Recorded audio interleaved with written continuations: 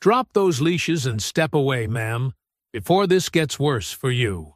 Sergeant Robert Orser stepped forward, one hand already reaching for his radio. His eyes moved over Joy Brooks, the way men like him looked at things they'd already decided didn't belong. The workout clothes, the nice neighborhood, the two enormous dogs sitting calmly at her feet. Joy did not move. She stood in running clothes and sweat still on her skin. Her hands tightened on two tactical leashes attached to two very still and focused German shepherds. What Sergeant Orser didn't know was that the woman he's cornering had spent 14 years commanding military working dogs in active combat zones, and she hadn't given them the command yet. Before continuing, comment where in the world you are watching from and make sure to subscribe, because tomorrow's story is one you can't miss. The bowls were Harry's job. He had made that very clear when they first moved in. 4 months ago, back in March, when the house was still full of boxes and nothing felt like home yet, he had walked up to his mother, looked her dead in the eye, and said, "I want to feed them. Every morning. That's my job." Joy had said yes without thinking twice. So at 5:50 on a Saturday morning in July, 10-year-old Harry Brooks padded down the hallway in his socks, picked up the 2 metal bowls from beside the back door, and carried them carefully to the front porch. Zeus and Ares were already there, sitting straight and still in the early light, like they'd been waiting for hours. Their tails moved, just slightly, when they heard the screen door creak open. "Morning," Harry told them. He set the bowls down with the serious focus of a kid who understood this was real work. Inside, his mother was lacing her shoes. Dr. Joy May Brooks was 36 years old. She was lean and sharp-eyed, the kind of fit that came not from a gym, but from years of hauling equipment, running drills, and surviving things that most people only ever saw in movies. She had enlisted in the United States Army at 18. She had served 14 years, working military dogs in places the news barely mentioned. She had earned a doctorate in veterinary sciences during her final 2 years of service, stubbornly, relentlessly, between deployments and briefings, because she refused to leave the Army with nothing but a limp and a memory. She had the limp anyway, from a combat injury she never talked about. She never talked about a lot of things. She clipped the dual tactical leashes onto Zeus and Ares herself, even though Harry always offered to help. Old habit. You always secured your own equipment. Zeus, big, dark, 7 years old, with alert amber eyes, stood still for the clip with practiced patience. Ares, a year younger and slightly leaner, pressed her nose briefly against Joy's wrist. "Let's go," Joy said. The neighborhood was quiet at this hour. That was one of the things she liked best about Clover Ridge. She had chosen it carefully. For the school district, for the training contract she'd signed with a federal K-9 program based 40 minutes south, and for the particular stillness of the streets at dawn. After 14 years of never being fully off duty, she had learned to treasure silence. She ran the same route most mornings, down Birchwood, left on Sutter, through the park path, then the short cut back through the rear parking area behind her block. 3 miles, give or take. Zeus and Ares heeled beside her with the smooth, automatic precision of dogs who had run 1,000 patrols in places far more dangerous than a Georgia suburb. The summer air was already thick and warm, pressing down even before the sun was fully up.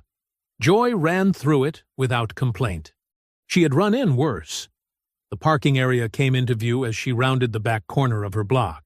She saw them immediately. 2 police cruisers, parked at a sharp angle across the entrance, nose to nose, blocking the path completely. Not parked the way you'd park if you were handling something nearby. Parked the way you'd park to stop someone from moving forward. Her pace slowed. Zeus and Ares slowed with her. 2 officers stepped out.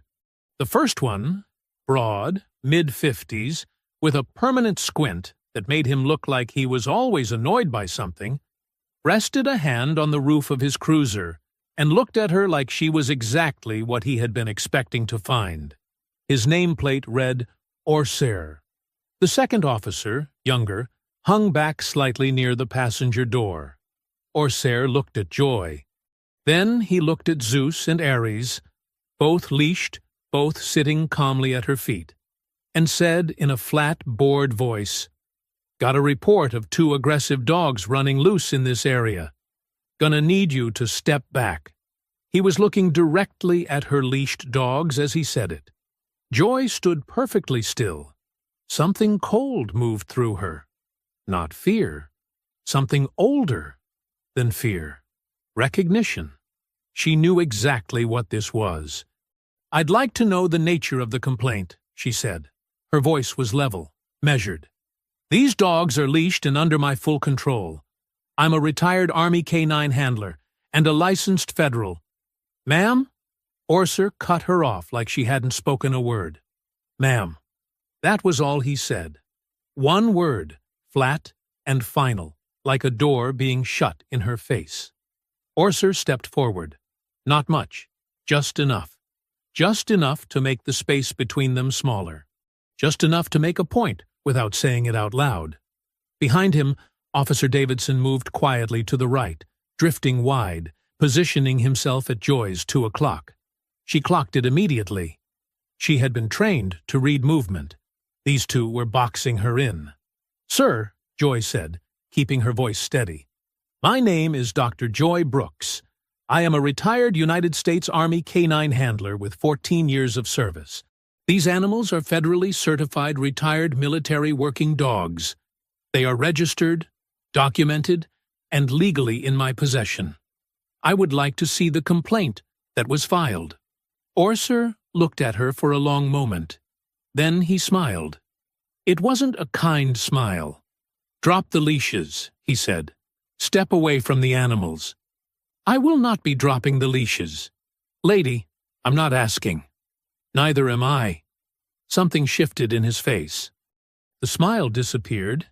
He took another step forward, and now the geometry of the situation was fully clear. Chain-link fence directly at her back, the front bumper of his cruiser to her left, Orser in front of her, Davidson circling right. 4 walls. No exit. She was 36 years old, and she had been in tighter spots than this. She stayed still, and she kept her breathing even, and she ran the options the way the Army had taught her. Fast, cold, without panic. "These dogs are a public safety threat," Orser said. He pulled his radio off his belt. "I'm calling animal control. They're going to come down here, and they are going to take these animals. You can either make that easy, or you can make that hard. Personally?" He shrugged. "I don't care which way you pick. Those dogs served this country," Joy said. Her voice had not changed. "Not 1 degree. They have more documented service than you do. You are not taking them." Orser's jaw tightened. He brought the radio up. He never keyed it. The instant his hand moved, the exact instant, Zeus felt it. Not the words. Dogs don't need words. They read the air. They read the body. They read the small, invisible electricity of a threat closing in on someone they love. Zeus had spent 6 years in active combat zones reading exactly that. So had Ares. They moved as one. Both dogs exploded forward to the full reach of their leashes, hitting the end of the line with a force that snapped Joy's arms taut. They planted themselves directly between her and the 2 officers, shoulder to shoulder, a wall of fur and muscle and focused, furious energy. Zeus dropped his head low and let out a sound that was less bark and more warning. Deep, chest level. The kind of sound that bypassed your brain and went straight to the oldest part of you. The part that knew, before thought, before reason. Do not move. Ares followed with her teeth showing, not snapping, not lunging further, just showing. Every ridge of her body locked in the rigid language of a trained military animal that had been given exactly one job and intended to do it. Both officers froze. Orser stumbled backward hard, his hip catching the hood of his cruiser, his radio clattering against the metal. His hand flew up instinctively. His face had gone the color of old chalk. Davidson slammed flat against the chain-link fence, one arm raised in front of his face, one foot already pointed toward retreat. He did not move another inch. Neither of them did. 170 combined pounds of decorated military dogs stood between them and Joy, and the whole world went very, very still. Up the street, on the front porch, Harry Brooks had set the food bowls down on the porch rail. He didn't remember doing it. He had his tablet in both hands, held steady, aimed down the block. He was 10 years old, and his heart was hammering somewhere up near his throat. But his hands were not shaking. His mother had always told him, if something feels wrong, pay attention to it. He was paying attention. Next door, behind the thin white curtain of her front window, 71-year-old Aubrey Carter pressed her phone flat against the glass. Her hands were steadier than she expected them to be. She had lived in this neighborhood for 31 years. She had seen enough. Joy looked at Orser. He was breathing hard, his back against his own cruiser, not meeting her eyes. She gave the command, quiet, precise. Zeus, Ares, Phus. Both dogs came back to her sides instantly, sat, and went still. Ears up, eyes forward, watching. The silence stretched out like a held breath. Orser was still pressed against his cruiser hood. His hand, the one that had reached for the radio, hung at his side like he'd forgotten it was there. He was staring at Zeus and Ares, who were sitting calmly at Joy's feet now, watching him with steady, patient eyes. Joy let the silence sit for one more second. Then she said evenly, I can provide documentation of their federal military certification right now, Sergeant. Both dogs. Full records. Would you like to see them? Orser said nothing. His jaw moved. Nothing came out. I didn't think so, Joy said.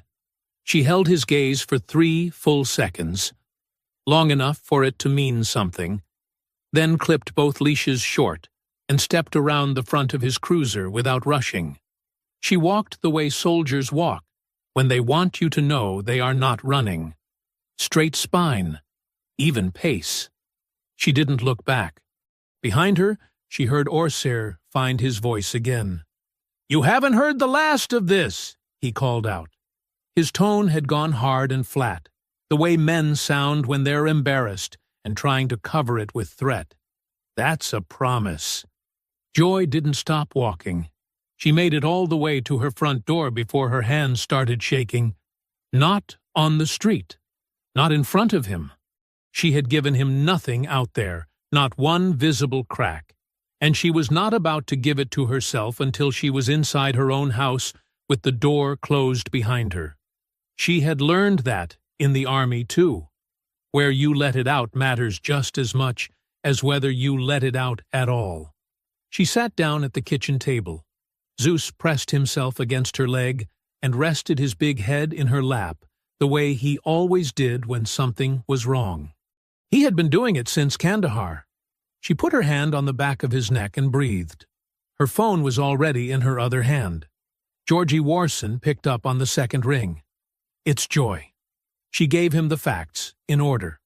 The way she would have written an incident report, time, location, names, sequence of events, exact words spoken, no editorializing, no emotion in her voice. Georgie listened without interrupting, which was one of the many reasons she trusted him.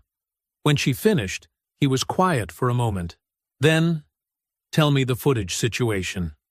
My son recorded from the porch. My neighbor recorded from her front window. Joy. A pause. Do not post anything yet, but get copies of both recordings secured right now. Different devices, different locations. Do it before anything else. She was already standing up. Harry was still on the porch when she opened the front door. He was sitting on the top step with his tablet in his lap, Zeus and Ares flanking him automatically, like they'd always belonged there. He looked up at her with the careful expression of a 10-year-old who knew something serious had happened and was waiting to be told how serious. "You recorded everything?" Joy asked. He held up the tablet. "The whole thing." She looked at him for a moment. This boy, his father's eyes, her own jaw, and felt something move through her chest that she didn't have a word for. "Good," she said. "You did good, baby. Come inside." She called Aubrey after she uploaded both recordings to the shared drive Georgie had set up. Aubrey answered immediately, told Joy her footage was clear and steady, and that she had already saved it in 3 places because she had seen enough news stories to know things disappeared. Joy thanked her. She meant it. Georgie handled the rest. By noon, the video was public. By 2 in the afternoon, it had been shared over 40,000 times. By evening, it was on 3 local news stations. The headline on one of them read, "Army Vets Military Dogs Stand Down Officers in Clover Ridge." Harry sat on the living room couch, watching the share count climb on the tablet. Zeus warm and heavy against his side. He didn't fully understand what 40,000 meant in terms of scale. Not really. He understood that people were watching, that those people were angry on his mother's behalf, that people were on their side. That felt enormous enough. Joy stood in the kitchen doorway watching him. Her hands had stopped shaking an hour ago. Her phone buzzed. Georgie texting, "Turn on Channel 7. She turned it on just in time to see Chief Nadine Richards standing behind a podium in a pressed uniform, reading from a prepared statement in a careful, neutral voice. The incident was under review. The department took all such matters seriously. Sergeant Robert Orser had been placed on paid administrative leave pending the outcome of that review. Joy turned the television off. She stood in the quiet of her kitchen and allowed herself one long, slow breath. Maybe it's over, she thought. Maybe it was that simple. She almost believed it. Sunday morning arrived quietly. Joy was up before 6, the way she always was, old habit from years of reveille that no amount of civilian life had managed to break. She made coffee, let Zeus and Ares out into the backyard, and sat at the kitchen table with her phone face down in front of her. She turned it over. 263 unread messages. 14 missed calls. A voicemail from Georgie Warson, time-stamped 7:42 a.m., asking her to call before speaking to any press. 3 interview requests from local news stations. 1 from a national outlet she recognized. She put the phone down and drank her coffee first. Georgie answered on the first ring. "Don't talk to anybody," he said, before she could speak. "Not the local stations, not the national request. Nobody. I'm releasing a statement this morning on your behalf. Short, factual, nothing inflammatory. You don't need to say a word right now. The video is saying everything." "How many shares?" she asked. "As of an hour ago? Just over 200,000. It's still climbing." Joy was quiet for a moment. She looked out the kitchen window at Zeus and Ares moving through the backyard in the early light, unhurried, following their own private patrol route along the fence line. "All right," she said. "No press." "No press," Georgie confirmed. "Let them look at that video and draw their own conclusions. That's more powerful than anything you could say." He was right. She knew he was right.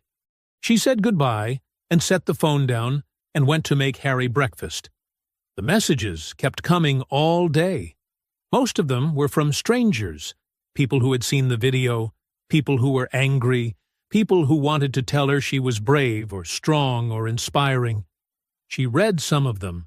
She was grateful for them. But the ones that stopped her cold were different. They were from people who lived in Clover Ridge. Black homeowners, black parents, people who had been in this neighborhood for years and had names and dates and specific memories attached to Sergeant Robert Orser. He did the same thing to my husband on a Tuesday morning last October. He followed my daughter home from the grocery store 3 times before I filed a complaint that went nowhere. We stopped walking our dog past a certain corner because of that man. Joy read each one carefully.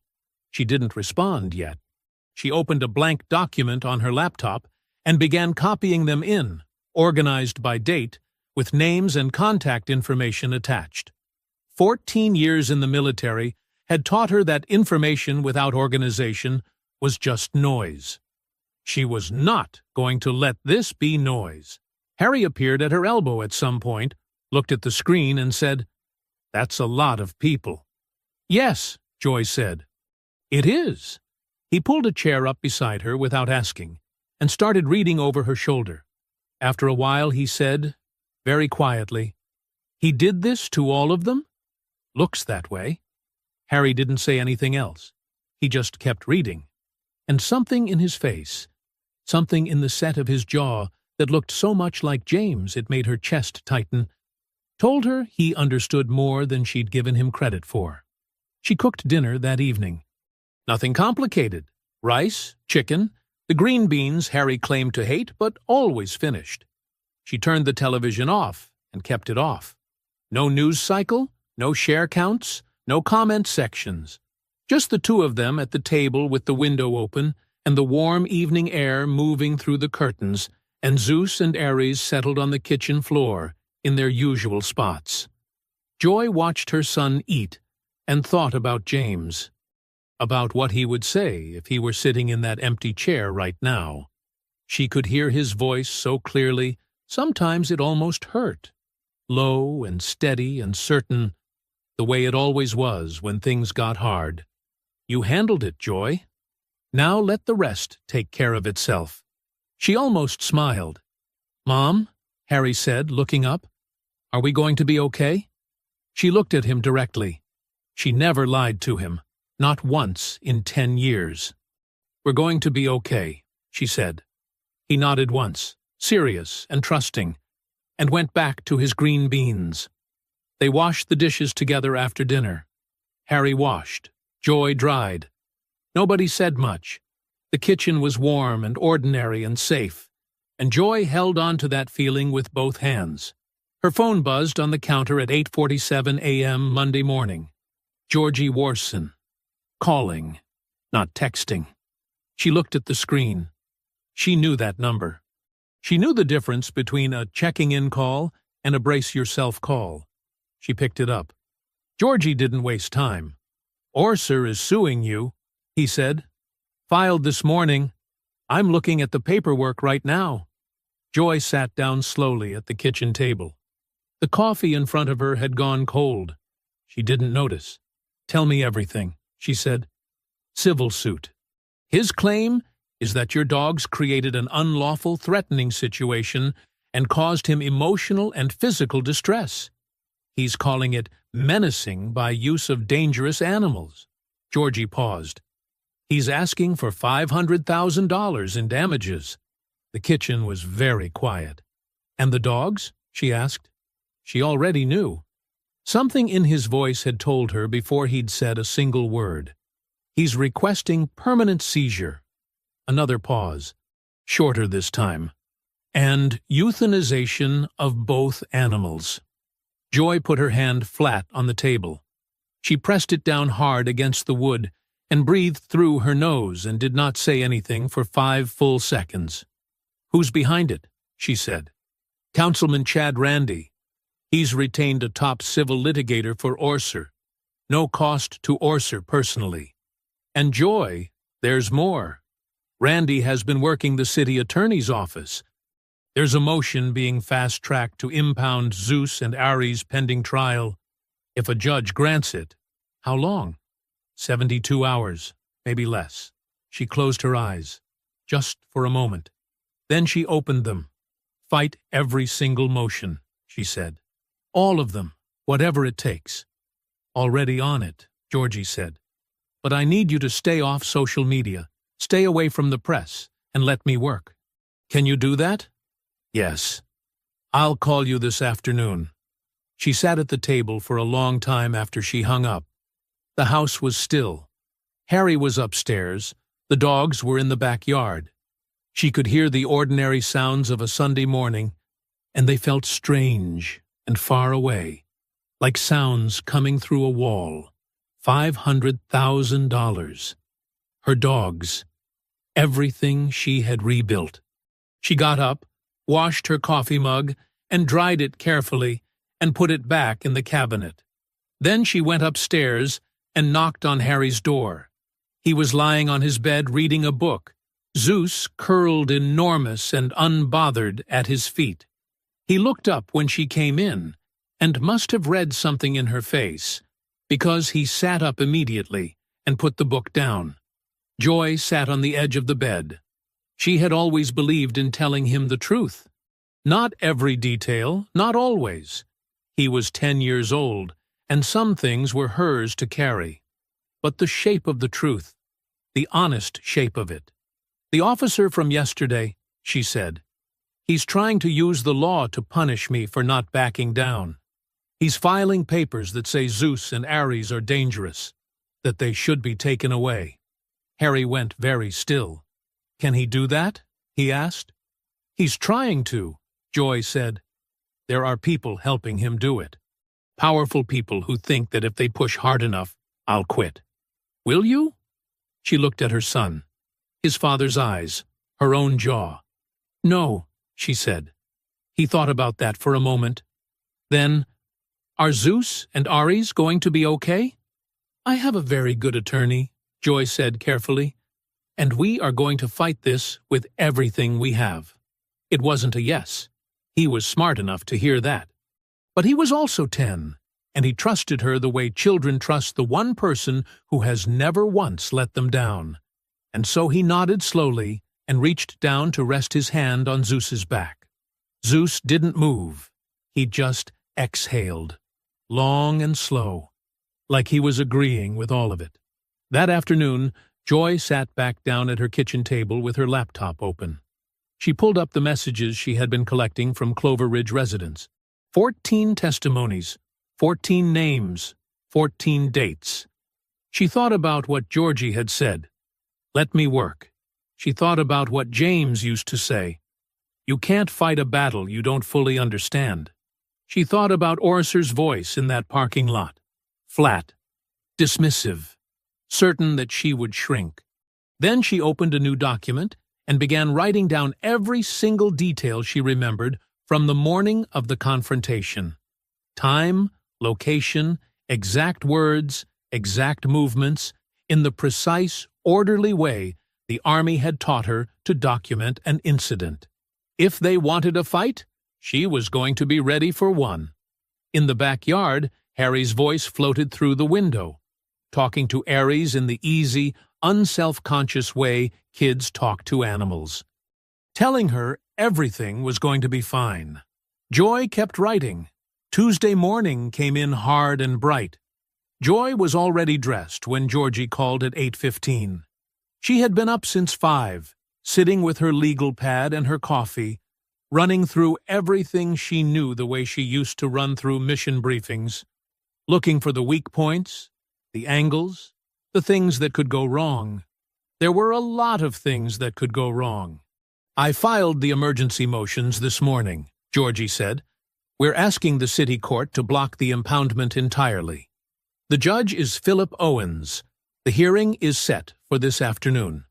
Owens, she repeated. She didn't know the name. He's been on the city bench for 11 years, Georgie said, and something careful in his voice told her the rest before he said it. He and Randy go back a long way. Joy was quiet for a moment. What are the odds? She asked. Georgie didn't answer immediately. That was answer enough. Do it anyway, she said. Judge Owens denied the emergency stay without granting a hearing. Georgie called at 2:47 p.m. His voice was controlled and professional, the way it got when he was managing his own reaction on top of delivering bad news. No hearing, no oral argument. He reviewed the written motion and denied it. The impoundment order stands. Joy, we have 5 days. 5 days. She wrote it on the top of her legal pad and circled it twice. What's next? She said. Appellate court, state level. I'm already drafting the filing. It's a stronger argument at that level. Federal certification, federal protections. We have a better shot. But it takes time we don't have a lot of. Then don't waste any more of it on this call, she said. Go. She heard him almost laugh. Brief, tight, grateful for the clarity. Then he hung up. Joy sat with the circled words on her legal pad. 5 days. She tore the page off, folded it, and put it in her pocket. She didn't need to look at it again. She already knew. By Wednesday morning, 60 people were standing outside the Clover Ridge Municipal Building. Joy hadn't organized it. She hadn't asked for it. Someone in the neighborhood had put the word out overnight, and people had simply shown up, with handwritten signs, with coffee and paper cups, with the particular energy of people who had been waiting for a reason to say something out loud. She drove past on her way to meet Georgie. She didn't stop. She saw Aubrey Carter near the front of the crowd in a yellow cardigan, standing straight and unbothered in the morning heat, and felt something warm move through her chest. That evening, Councilman Chad Randy appeared on the 6 o'clock news. He was polished. That was the first thing you noticed. Silver-haired, well-dressed, the kind of man who had been performing reasonably well his entire career and had gotten very good at it. He sat across from the anchor and folded his hands on the desk and spoke in a low, measured voice that was specifically designed to sound like the only calm person in the room. This isn't about race, he said. This is about public safety. 2 trained attack animals were used to intimidate sworn officers of the law. I don't care what your background is. I don't care what your service record says. No one in this city is above the law. No one. He looked directly into the camera when he said it. Joy watched from her kitchen. She noticed the way he said background and service record. Just enough acknowledgement to seem fair, just enough distance to seem neutral. She had heard that kind of language before. It was built for people who wanted permission to look away. It gave them the language to do it. Her phone started buzzing 10 minutes after the segment aired. Some of the messages were supportive. Some were not. 3 people who had been vocal defenders of Joy in the comments section of the original video had gone quiet. She put the phone face down and turned to look at Harry, who was doing homework at the kitchen table and had not seen the broadcast. Good, she thought. Let him finish his homework. One interview request came in that she almost considered. A journalist who had covered police misconduct cases for 8 years. But Georgie had been clear, and Georgie was right. The video was still doing its work. Words could be twisted. Footage was harder to argue with. She gave one short statement to the cameras outside the municipal building the following morning. 30 seconds. Factual. Calm. No performed emotion. Then she went back inside and let Georgie work. The clock kept moving. 4 days left. 3 days left on the clock. Joy was at the kitchen table with her laptop when Georgie called just after 9 in the morning, his voice carrying that particular tightness she had learned to read like weather. Orser's attorney held a press conference this morning, he said. He released documents, military records. Joy, they're saying Zeus has a history of attacking people. She was very still. Pull it up, she said. Read me exactly what they released. She heard papers moving. Then Georgie read it. A single paragraph from a military incident report, stripped clean of every surrounding sentence. No investigation outcome, no clearance, no commendation. Just the bare bones of one moment. A use of force incident during overseas deployment. A civilian contractor was injured. A military working dog identified as Zeus. That was all they had released. That was all they needed. She knew about the incident. She knew every detail of it the way you know the things that cost you the most. She had been 29 years old, 7 months after James died, running on grief and discipline and nothing else, deep in her last deployment, when everything came apart in the span of about 40 seconds. A civilian contractor had entered a secured area without clearance.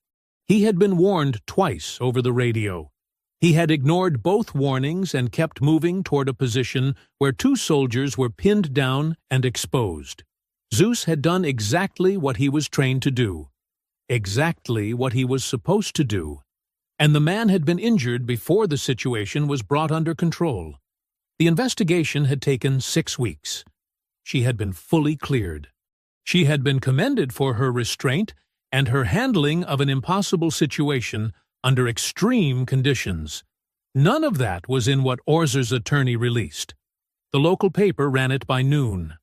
Viral hero dog has history of injuring civilians. Records show. Joy read the headline once. She closed the tab and did not open it again.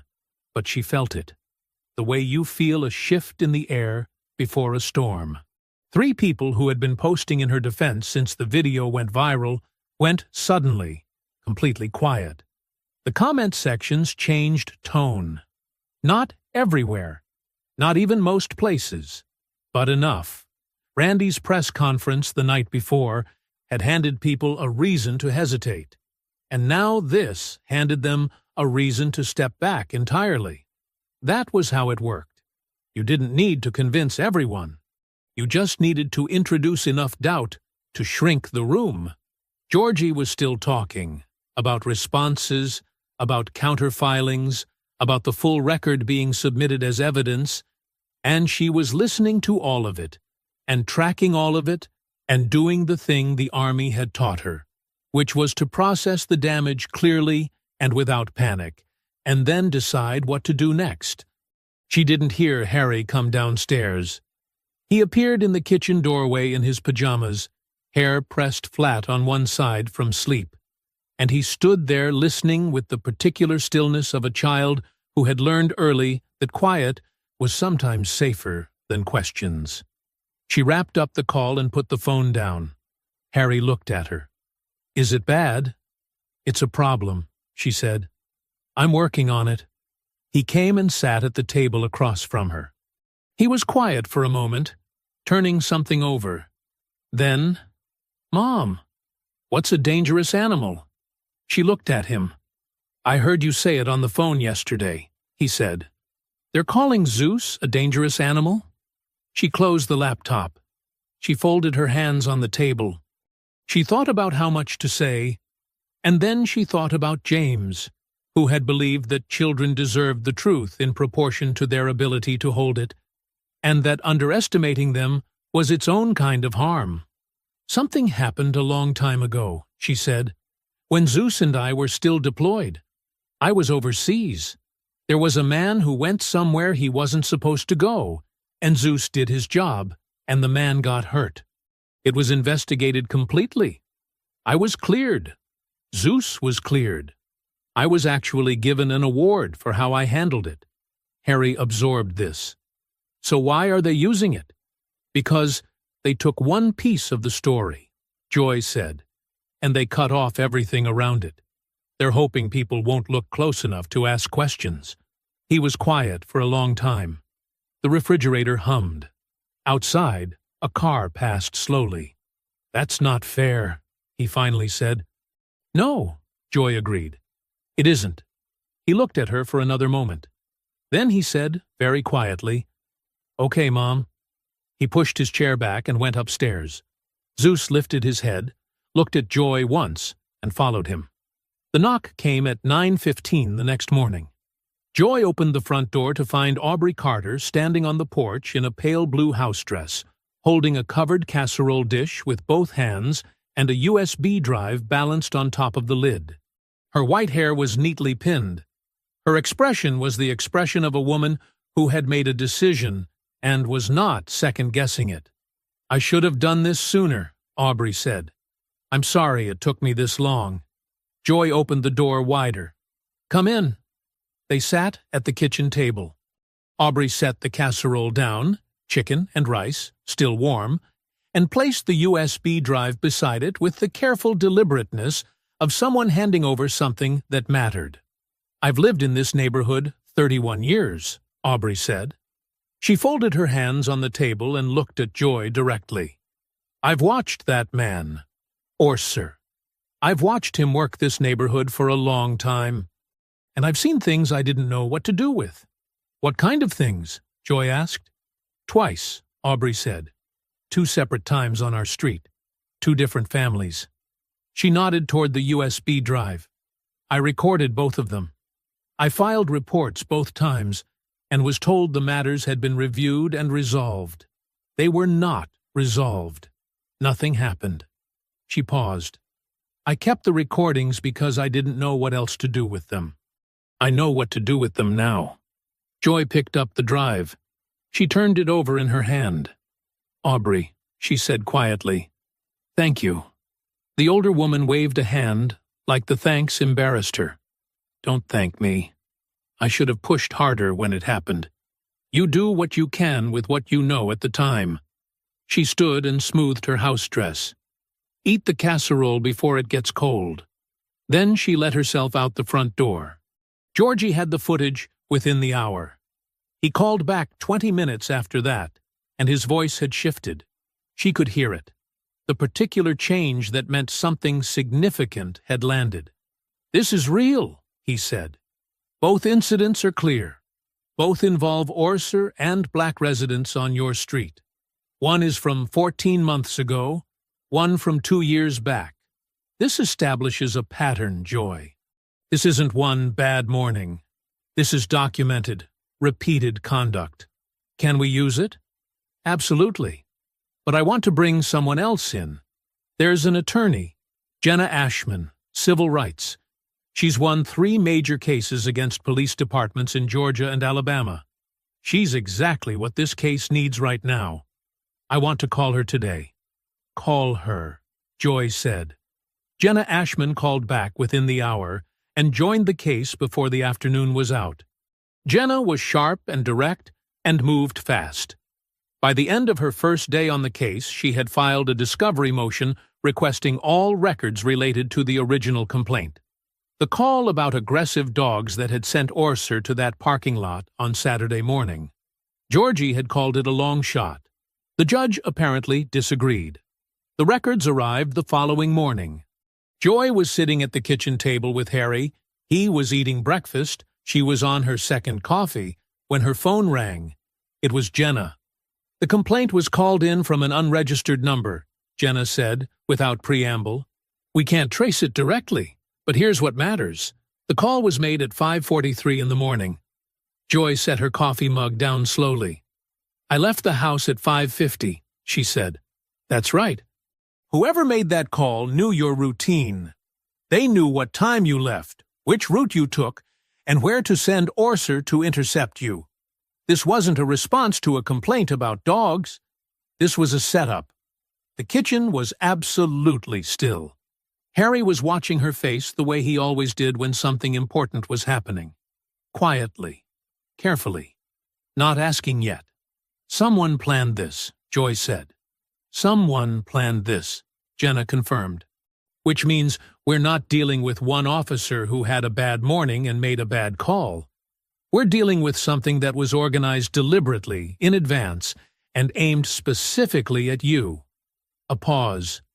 "This case just got bigger, and we need to figure out who made that call, and why."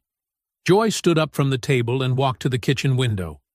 Zeus and Ares were in the backyard. The morning was already hot and bright and completely ordinary-looking. She watched her dogs and thought about the word organized. She thought about who had the resources to organize something like this. She thought about Councilman Chad Randy on that television screen, silver-haired, polished, hands folded on the desk, and the way he had looked directly into the camera when he said, "No one is above the law."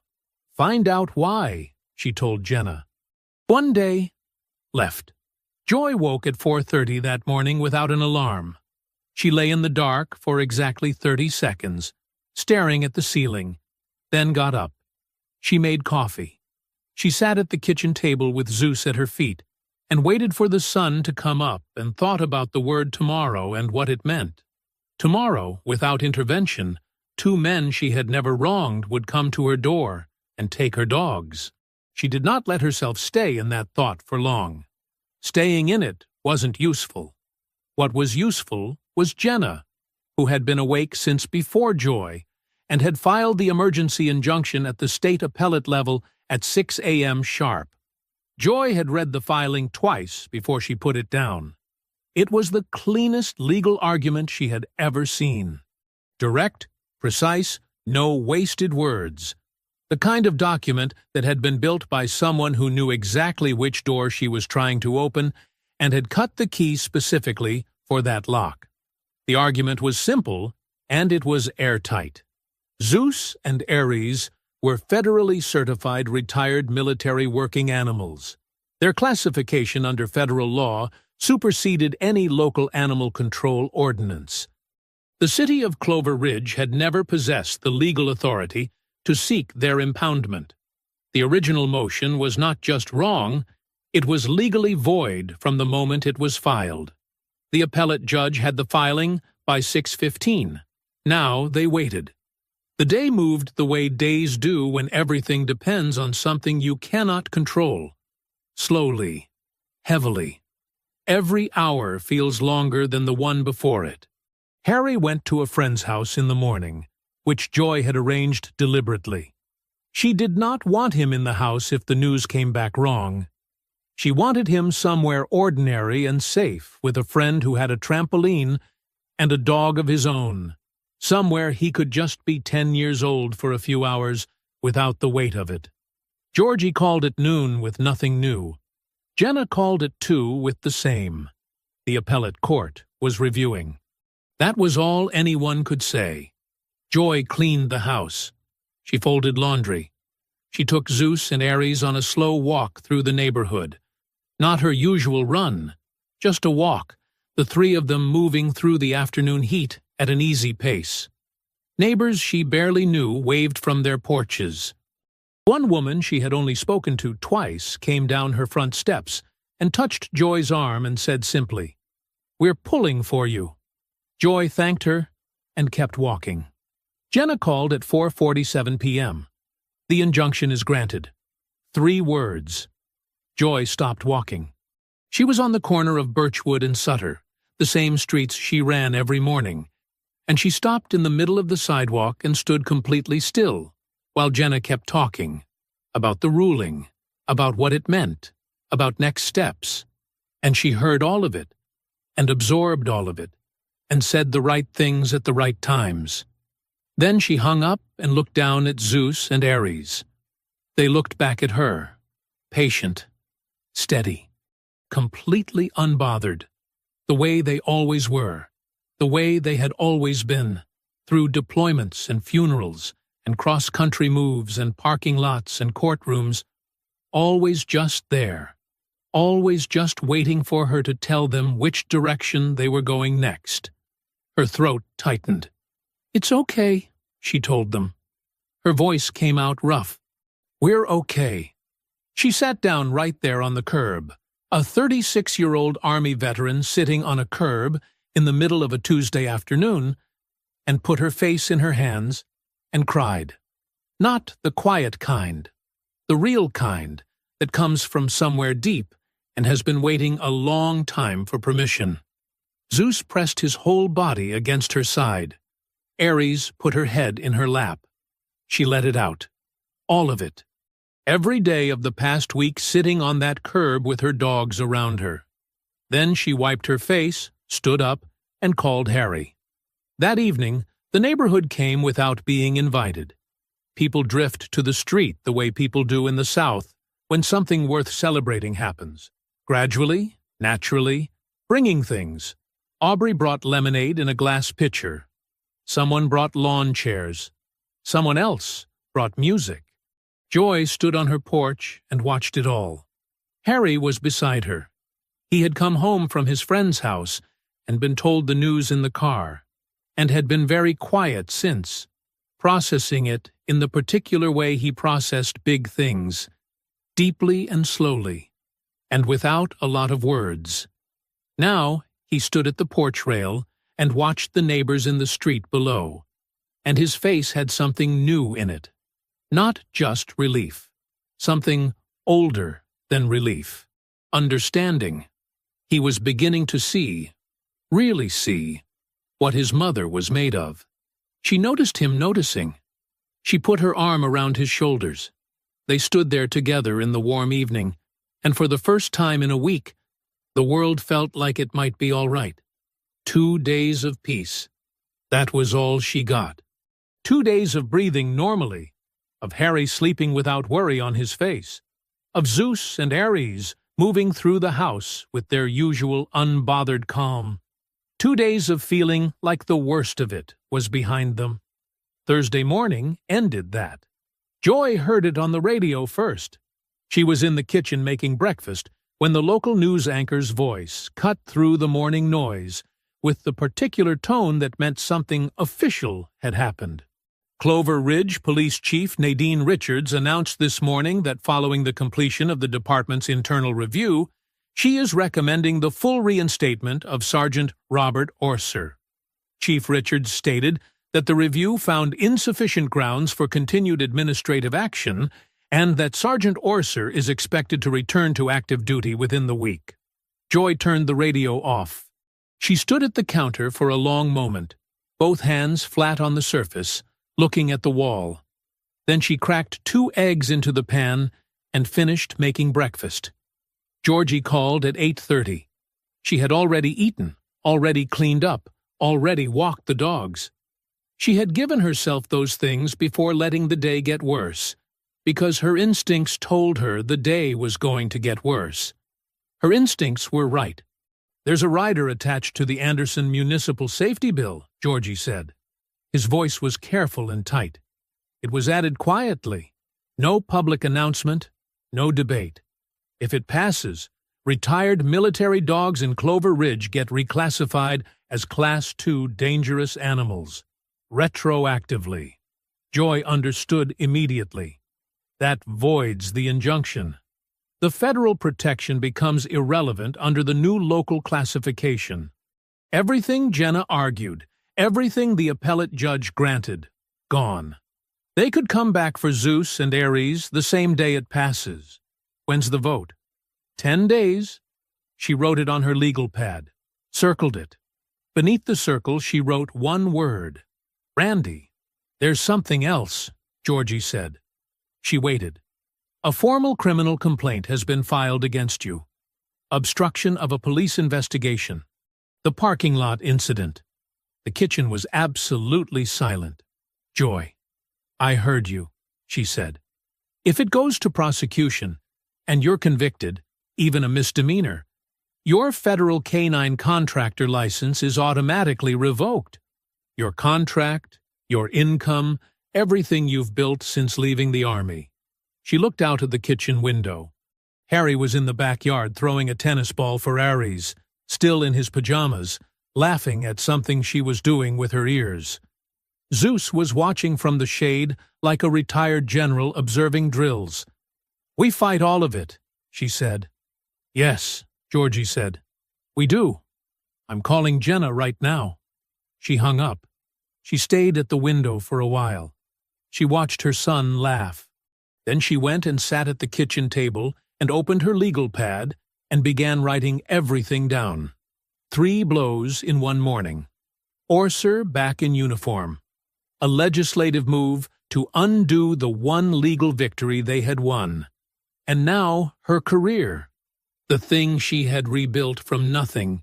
The thing that kept the lights on and put food on the table and gave her son stability after everything else had been taken. Sitting on a blade's edge. She wrote until the legal pad was half full. Then she stopped and sat with it. The house filled up around her slowly. Harry coming in from the backyard, making himself cereal, settling at the other end of the table with his homework spread out. He had learned, in the particular way that children learn the things that matter, when to talk and when to simply be present. He opened his notebook and started working without saying a word. They sat like that for a long time. The afternoon light shifted. The dogs settled on the floor between them. Joy stared at the legal papers. She was not reading them anymore. She was somewhere past reading, somewhere in the place where everything feels simultaneously too large to hold and too important to put down. Then Harry's voice came, quiet and certain, without looking up from his notebook. "Mom." She looked at him. "You always win," he said simply. "So just keep going. 10 years old. No drama. No performance. Just the uncomplicated certainty of a child who had watched his mother hold the whole world together for 3 years and had never once seen her fail." She looked at her son for a long moment. She put her hand over his on the table. He turned back to his homework. That night the house went quiet early. Harry in bed. Dogs at the foot of his door. Legal papers spread across the kitchen table in careful, organized rows. Joy sat at the center of it all and stared at the wall, and did not sleep. The clock on the microwave said 4:07. The rest of the house was dark and still. Harry was asleep. The dogs were stretched out on the kitchen floor, Aries on her side, Zeus with his chin on his paws, both of them breathing in the slow, even rhythm of animals with no reason to worry. Joy sat at the kitchen table and did not sleep. The legal papers were still spread in front of her, the same careful rows she had organized the night before. She had read through all of them twice since midnight. She wasn't reading them now. She was thinking. Stripping everything down the way the Army had taught her to strip a problem down, remove the noise, remove the emotion, remove everything that isn't the actual shape of the thing, and look at what's left. What was left was this: 3 attacks in 1 day. Orser was reinstated. The rider. The criminal complaint. Each one designed to hit a different part of her life. The dogs. Her career. Her freedom. 3 different weapons. One hand holding all of them. She picked up her pen. She called Jenna at 4:15. Jenna answered on the second ring, wide awake, which told Joy she wasn't the only one who hadn't slept. "I need to talk through everything," Joy said. "All of it, from the beginning." "I've been waiting for you to call," Jenna said. They talked for 40 minutes. Joy laid out every piece in order. The staged complaint, Aubrey's footage, the manufactured timeline, Randy's involvement in the lawsuit, the rider, the criminal charge, and Jenna listened and asked sharp, precise questions, and by the end of it, they had the outline of 3 separate legal moves that needed to happen simultaneously. Georgie picked up at 5:02, groggy for exactly 1 sentence, then sharp. He confirmed everything Jenna had said and added 2 more details she hadn't had yet. By 5:45, both attorneys were on the same call, building the framework. Joy listened. She asked the questions that needed asking. She made notes. Then she said, "There's one more call I need to make." She had the number saved under a first name only. Gloria. Lieutenant Gloria Santos, County Internal Affairs Division. They had met 8 months ago at a federal K-9 training symposium. One of those brief, direct conversations you have with certain people where you both understand within 10 minutes that you are cut from the same cloth. Gloria handed her a card at the end of it and said quietly, "If you ever see something in Clover Ridge that needs to go somewhere safe, call me." Joy had held on to that card because she trusted her instincts about people. She had never called because she hadn't needed to. She needed to now. Gloria picked up on the 3rd ring. "I've been watching this case," Gloria said, before Joy had finished her second sentence. "Tell me everything." So she did. Gloria was silent for a long time after Joy finished. Not the silence of someone processing. The silence of someone who already had pieces of this puzzle and was now holding the ones that completed it. "I've been building a case on Orser for 18 months, Gloria said finally. I have documentation going back 2.5 years. What I have been missing is a direct line to whoever has been protecting him from above. Randy, Joy said. I suspected, but suspicion isn't enough. I need something direct, something financial. A pause. Is there anything that ties Randy to a personal benefit from what's happening to you specifically? Joy looked at her legal pad. She thought about the discovery records. She thought about the thing Jenna had said 3 days ago. This case is bigger than one bad officer. Let me call you back, she said. She called Jenna back at 6:30. The discovery motion, Joy said. The financial records we pulled from Randy's office. I need you to pull them again. All of them. Look for anything connected to private security firms, K-9 program contracts, anything related to what I do. Jenna was quiet for exactly 4 seconds. Give me an hour, she said. It took 40 minutes. When Jenna called back, her voice had a different quality. Tight and focused, the way voices get when something important has just been confirmed. Consulting fees, Jenna said. Randy has been receiving regular payments from a private security firm called Meridian Group. Meridian has been actively lobbying the city to take over Clover Ridge's K-9 training program. Joy's hand tightened on the pen. Your contract, Jenna said. If the military dog classifications change, the city's existing K-9 contract resets. Meridian steps in. Randy gets paid. How much is the contract worth? Joy asked. The answer came back flat and clear. $2.3 million over 5 years. The kitchen was absolutely still. Joy set her pen down. Orser was the instrument. She had known that. She had felt it from the beginning. A man that arrogant, that reckless, doing something that organized didn't add up unless someone was steering him. Randy was the architect. This was never about a parking lot. It was never about 2 dogs. It was never about a black woman who refused to back down. It was about money. It was always about money. Gloria Santos called the state attorney general's office at 7:15 a.m. Joy didn't hear that conversation.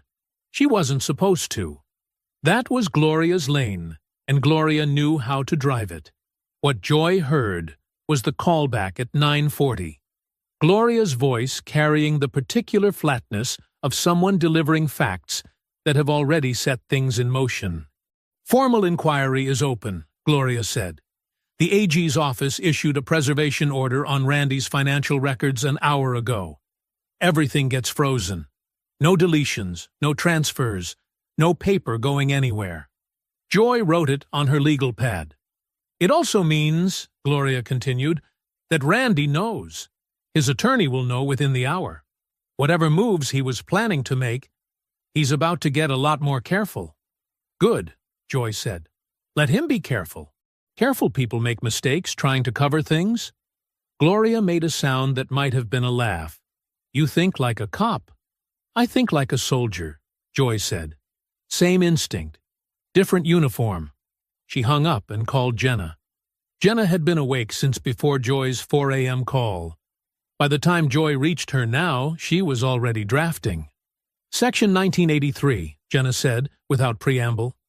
Federal Civil Rights Claim. Orser, Randy, and the city of Clover Ridge. We're not filing a complaint. We're filing a statement. We're going to lay out every single piece of this in federal court, and we are going to make it impossible to look away. What do we have to back it up? Aubrey's footage of both prior incidents, the manufactured complaint timeline, the financial connection between Randy and Meridian Group, and affidavits. Jenna paused. I put out a call for witnesses this morning through Georgie's office. Joy, we have 11 signed statements already. 11 Clover Ridge residents willing to go on record about Orser. 11. From the 14 she had collected herself. From the flood of messages after the video. From people who had been sitting on their stories for years, waiting for somewhere safe to put them. File it, Joy said. Already writing the final draft, Jenna said. I'll have it in by this afternoon. The obstruction charge fell apart before lunch. Georgie called at 11:20, and even over the phone she could hear the satisfaction he was trying to keep out of his voice. The county prosecutor reviewed the complaint this morning, he said. Declined to prosecute. She's not moving forward with it. Joy exhaled slowly. Why not? Because it was garbage, Georgie said plainly. The submission was so thin she called me personally to let me know she found it. And I'm quoting here, an embarrassment to the office. She's not someone who answers to Randy. She took one look at what they filed and wanted nothing to do with it. Joy wrote it down. Draw a firm line through a criminal complaint. 2 down. The rider was the last piece, and it fell the same afternoon. Jenna had spent the morning on the phone with a federal Veterans Affairs advocate named Andrew Richards, no relation to the chief, who had been tracking the proposed legislation since it was quietly attached to the bill. By 2 o'clock, he had issued a public statement through the VA's regional office that was direct and unambiguous. The proposed classification of retired military working animals as Class II, dangerous animals in Clover Ridge, directly conflicted with federal protections afforded to decorated military animals, and any jurisdiction enacting such legislation would face immediate federal challenge. The statement landed like a stone in still water. By 3:30, the state legislator who had attached Randy's rider, a man named Bart Clifford, who represented a district 2 counties over and had apparently agreed to attach the language without fully reading it, issued a 1-paragraph statement saying he was withdrawing the rider pending further legal review. He didn't want the fight, Jenna told Joy. The moment he understood what he'd agreed to, he was gone. Randy picked the wrong ally for that one. The Anderson Municipal Safety Bill passed at 4:15 that afternoon, without the rider. Joy sat at the kitchen table as each update came in. Georgie calling. Jenna calling. Gloria sent a single text that said only, "Preservation order is holding. AG is moving fast." Each time she picked up her pen and drew a line through something on her legal pad. Criminal complaint. Line through it. Rider. Line through it. Financial records. Frozen. She looked at the page when she was done. 3 blows Randy had swung that morning in one terrible wave. The reinstatement, the legislation, the criminal charge. All of it designed to break her from 3 different directions at once. 3 lines through 3 of them by end of day. 1 left standing. She circled Orser reinstated on the page and looked at it for a long moment. That one, she knew, was going to take a little longer, but it was going to fall too. She was sure of it now. 48 hours after the preservation order went public, Orser's reinstatement was reversed. Joy heard it on the same radio she had turned off 2 mornings ago. The same anchor, the same measured tone, a different story. The Clover Ridge Police Department announced this morning that Sergeant Robert Orser has been returned to unpaid administrative leave pending a formal state misconduct inquiry. The reversal comes in the wake of a state attorney general's financial investigation that has raised questions about the circumstances surrounding recent actions taken against local K-9 contractor Dr. Joy Brooks. She stood at the kitchen counter and let it wash over her. Not victory, not yet, but movement. The kind of movement that meant the ground under certain people's feet was no longer solid. She turned the radio off and poured her coffee. Jenna called at 9:05. Orser's attorney reached out this morning, she said. He wants to discuss settlement terms.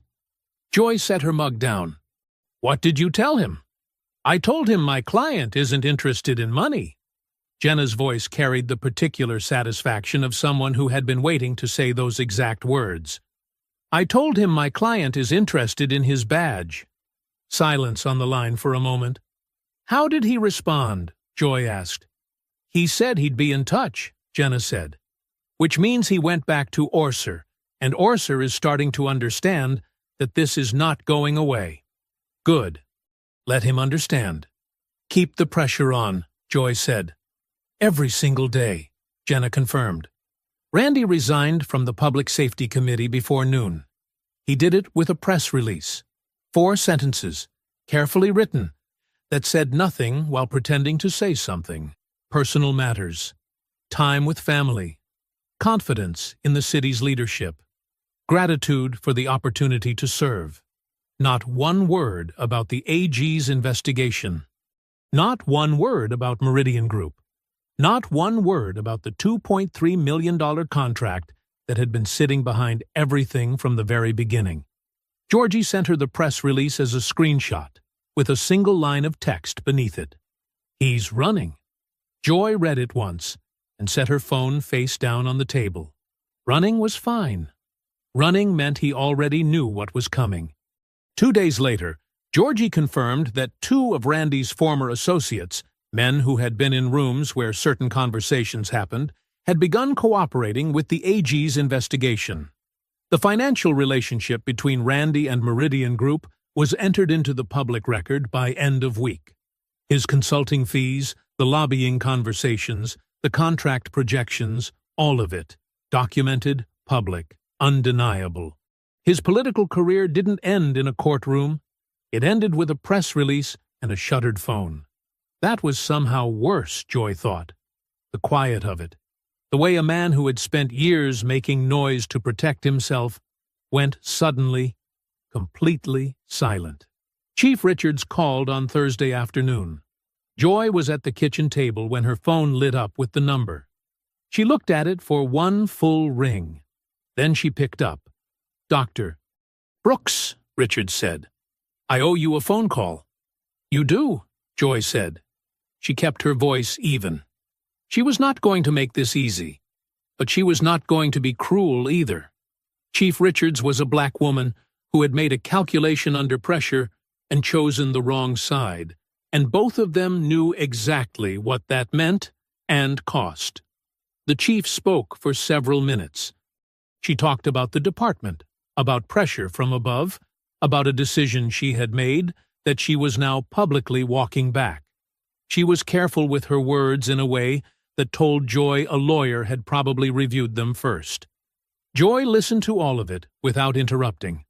When Richards finished, Joy said, "Chief, the decision about what kind of department you want to run, that's yours to live with, not mine." A long pause. "Yes," Richards said quietly, "it is." 2 days later, Chief Richards issued a public statement. It acknowledged Orser's documented pattern of discriminatory conduct. It acknowledged the failure of the department's internal review process. It was measured and careful and arrived several weeks too late. It was not enough, but it was on the record. And records, Joy had learned, had a way of lasting longer than the people who tried to bury them. She was still at the table when Harry's voice came from the hallway, easy and ordinary, cutting through the weight of the afternoon like a light under a door. "Mom, dinner." She looked at her legal pad. The list of circled items, each one crossed through. The work is still ahead.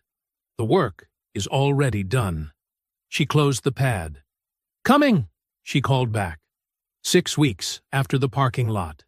Joy stood in front of the bathroom mirror at 6:30 in the morning and fastened the buttons of her army dress uniform one at a time. She hadn't worn it since her discharge. She had kept it pressed and hung and sealed in the back of the closet, the way you keep something you aren't sure you'll ever need again, but cannot bring yourself to let go of. It still fits. Every button, every line. She looked at herself for a long moment. The ribbons above her left breast, the rank on her shoulders, 14 years of her life, compressed into cloth and metal and color. She straightened the collar once, then turned away from the mirror and went to get her son up for breakfast. Harry was already awake. He was sitting on the edge of his bed in the button-down shirt she had laid out for him the night before, trying to get the collar to sit flat. Zeus was watching him attempt it with the patient expression of a dog who had seen humans struggle with clothing before. Joy stood in the doorway. "Here," she said. She crossed the room and fixed the collar in 3 seconds. He looked up at her in her uniform, and something moved across his face. Something too large for a 10-year-old to name, but not too large to feel. "You look like a soldier," he said. "I was a soldier," she said. She straightened his collar one more time. "Let's go." The county commission chamber was already full when they arrived. Joy walked in with Zeus on her left and Ares on her right, both dogs in their retired service harnesses. Clean, straight, the small military insignia tags catching the morning light as they moved. The room was the kind of room built to make people feel small. High ceilings, long tables, the particular quiet of institutional authority. Cameras along the back wall. Journalists with notepads. Veterans advocates in the front rows. Legal representatives from 3 separate organizations. Georgie was already there. Jenna stood beside him. They both looked at Joy when she walked in, and neither of them said anything. They didn't need to. Harry found his seat in the front row, between Aubrey Carter and Georgie Warson. Aubrey patted his hand once without making a production of it. He sat up straight and folded his hands in his lap the way Joy had taught him. Present, attentive, respectful. Joy took her seat at the center table. Zeus and Ares flanked her chair on either side. She spoke for 11 minutes. She had no notes. She had thought about writing some, had actually started twice, filling a page and then setting it aside. But the words that needed to be said had been living in her chest for 6 weeks, and they did not need paper to find their way out. She talked about service, about what it means to give years of your life to something larger than yourself, knowing the thing you're giving it to will not always choose to see you in return. She talked about her dogs, not as animals, but as soldiers, about what they gave to a country that classified them as property on paper and asked everything from them in practice. She talked about Harry, about a 10-year-old boy standing on a porch at 7 in the morning holding a tablet steady, because something felt wrong and his mother had always told him to pay attention when something felt wrong. About what she needed him to understand.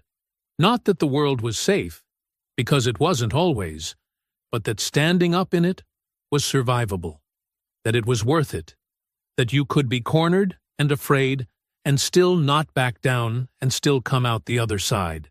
She did not raise her voice once. When she finished, the chamber was silent.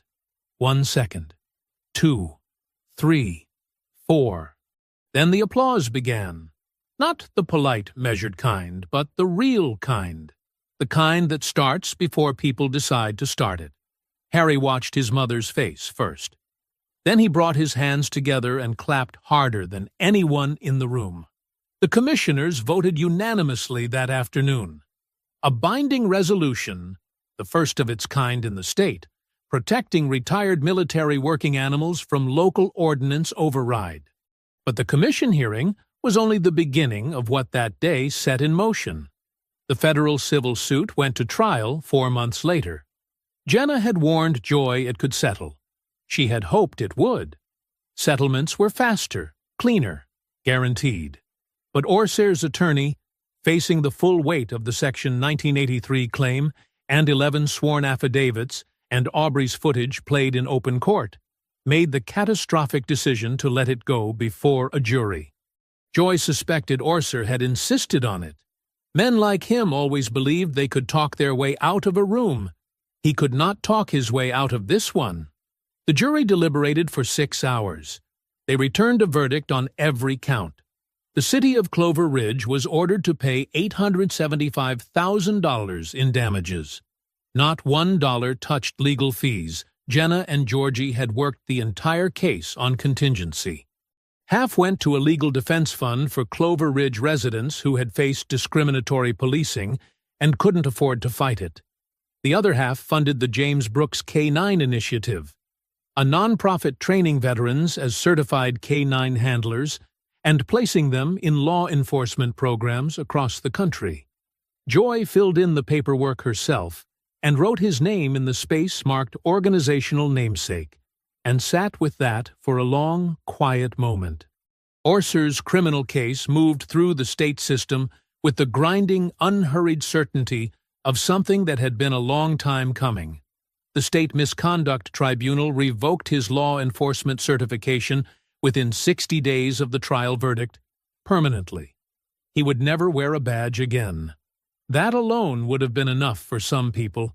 It was not enough for what Orser had done. The criminal charges came from two directions at once.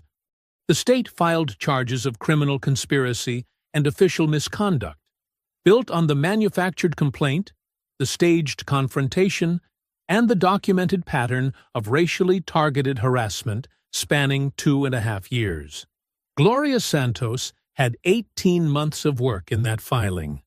Aubrey's footage, 11 affidavits, phone records, dispatch logs, and testimony from Officer Davidson, who had quietly agreed to cooperate with investigators 3 weeks after the civil trial ended. Davidson had his own family, his own conscience. In the end, he had made a different choice than Orser. The federal charges came from the Civil Rights Division of the Department of Justice. Deprivation of rights under color of law. The same authority that had protected Joy's dogs under federal classification now protected Joy herself. Robert Orser stood before a federal judge on a Tuesday morning in November and heard the word guilty read aloud 11 times. He was sentenced to 4 years in federal prison. No early release provisions, no suspended sentence. The judge, in her sentencing remarks, said plainly that a law enforcement officer who weaponizes his badge against the people he is sworn to protect represents one of the most serious betrayals the court can be asked to address. She addressed Orser directly when she said it. He did not look up from the table. Joy was not in the courtroom that day. She had made a deliberate choice to be somewhere else. At Harry's school, watching him present a history project, sitting in a plastic chair in a 4th-grade classroom with Zeus and Ares lying at her feet, because his teacher had made an exception. She found out about the verdict from Georgie, who texted her a single word during the presentation. Guilty. She read it, put the phone in her pocket, and watched her son finish his presentation. Randy's fall was slower, louder, and more complete. The AG's investigation, once opened, did not stay small. Financial forensics moved through his records like a tide. The Meridian Group payments, the lobbying conversations, the contract projections built on the assumption that Joy would be destroyed and her federal contract would reset. But the deeper investigators dug, the more they found. Randy had been running variations of the same scheme for 11 years across 4 separate municipal contracts.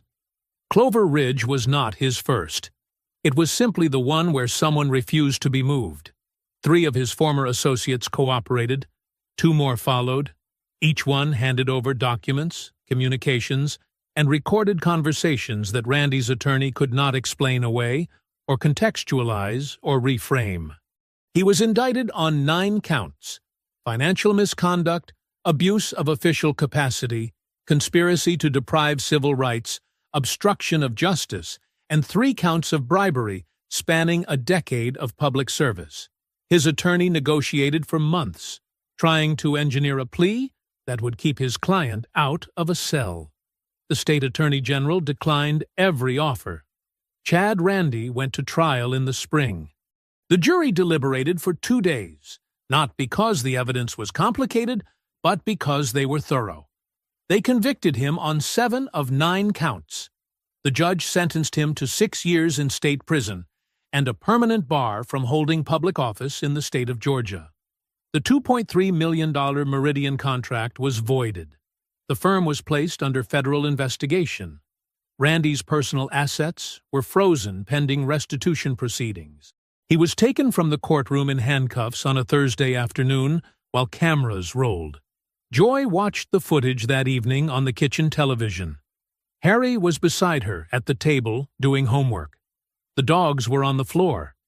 The news anchor was describing the sentencing in the careful, neutral language of someone reporting a fact. Harry looked up from his notebook at the screen. He watched Randy's face as the officers moved him toward the door. Then he looked at his mother. "Is it over?" he asked. Joy watched the screen for one more moment. Then she reached over and turned the television off. "Yes," she said, "it's over." He looked at her the way he always did, steadily, trustingly, with his father's eyes, and nodded once. Then he went back to his homework. "Mom," Harry asked her later that night, when she called to talk through the final paperwork on the initiative, "how does it feel?" Joy thought about it honestly, about the parking lot, about the impoundment papers on her kitchen table, about Harry on the porch with his tablet held steady at 7 in the morning, about the 4 seconds of silence before a room full of people stood up. "Like it should," she said. October arrived the way it always does in Georgia. Not all at once, but in pieces. A cooler morning here, a different quality to the afternoon light there, the heavy, pressing heat of summer giving way slowly, reluctantly, like it didn't quite believe it was time to go. Joy believed it. She laced her shoes at 5:55 in the hallway, the same way she always did. Left foot first. Double knot. Old habit from basic training that had survived 14 years of service, 1 combat injury, 1 cross-country move, and everything else life had thrown at her since. Zeus and Ares were already at the door. They always knew. She didn't have to call them, didn't have to reach for the leashes, didn't have to say a word. The moment she sat down on the hallway bench, both dogs materialized from wherever they had been sleeping and took their positions, Zeus on the left, Ares on the right, with the calm, practiced readiness of animals who understood that this was their job and took it seriously. She clipped the leashes, checked them once. "Let's go," she said. The streets were quiet and cool and still half dark, the sky above the rooftops doing that particular thing it does in early October, shifting from deep blue to something lighter and softer at the edges, the first light coming in at an angle that made everything look like it had been freshly cleaned. Joy ran her usual route, down Birchwood, left on Sutter, through the park path where the leaves were just beginning to think about turning, past the house with the yellow door that always had wind chimes going, and the corner store that wasn't open yet but had its lights on inside, and the stretch of sidewalk where the old oak tree roots had buckled the concrete into a small ridge she had learned to step over without breaking stride. She knew these streets now. All of them. Every crack, every slope, every place where the road dipped and caught rainwater. 4 months of the same route had made this neighborhood hers in the specific, quiet way that regular movement through a place eventually does. Not ownership, but belonging.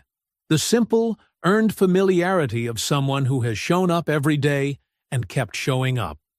Zeus ran easy beside her, his breathing steady, his big paws finding the ground with the unhurried confidence of a dog who has run 1,000 miles and has no interest in rushing the next one. Ares matched his pace on her right, tail carrying its usual slow sweep, ears forward, reading the morning air. The parking area came into view as she rounded the back corner of her block. She did not slow down before it. She had made a decision about that weeks ago, without quite naming it as a decision. Simply that she was going to run this route, the whole route, without adjusting her pace or her path for what had happened in that particular stretch of asphalt. But she did slow, just slightly, when she reached it. She didn't plan to. Her feet just did it on their own. She stopped at the entrance to the parking area and stood there for a moment in the early morning light. The same chain-link fence, the same cracked asphalt, the same narrow corridor between the fence line and the back of her block where 2 cruisers had once parked nose to nose to block her path. Empty now. Completely. Ordinarily empty. No cruisers, no uniforms, No one standing between her and the way home. She looked at it. She breathed. She thought about Harry on the porch with his tablet held steady. She thought about Georgie's single-word text in a fourth-grade classroom. She thought about a courtroom she had chosen not to sit in, and a verdict she had found out about from a plastic chair while her son talked about history. She thought about James. "You handled it, Joy. Now let the rest take care of itself." She exhaled. Then she ran through it. The kitchen light was on when she came through the back door. Harry was at the table in his pajamas, a bowl of cereal in front of him, his hair pressed flat on one side from sleep. He had clearly been awake for about 4 minutes. Zeus and Ares moved past her immediately and repositioned themselves at his feet with practiced precision, angling hopefully for anything that might fall from the bowl. He looked up when she came in. "Good run?" he asked. She was still catching her breath. She crossed the kitchen, pulled out the chair across from him, and sat down. The morning light came through the window above the sink and fell across the table in a long, warm rectangle, across the cereal bowl and the legal pad she'd left there last night, and the photograph of James she kept on the windowsill. His face caught mid-laugh in a moment so ordinary it hurt sometimes to look at. She looked at it now and did not look away. Then she looked at her son. "Good run," she said. Harry nodded, satisfied, and went back to his cereal. Zeus exhaled deeply at his feet. Ares did the same. The house was warm and quiet, and full of everything she had fought for. She was exactly where she was supposed to be. If you enjoyed the story, leave a like to support my channel, and subscribe so that you do not miss out on the next one. On the screen, I have picked 2 special stories just for you. Have a wonderful day.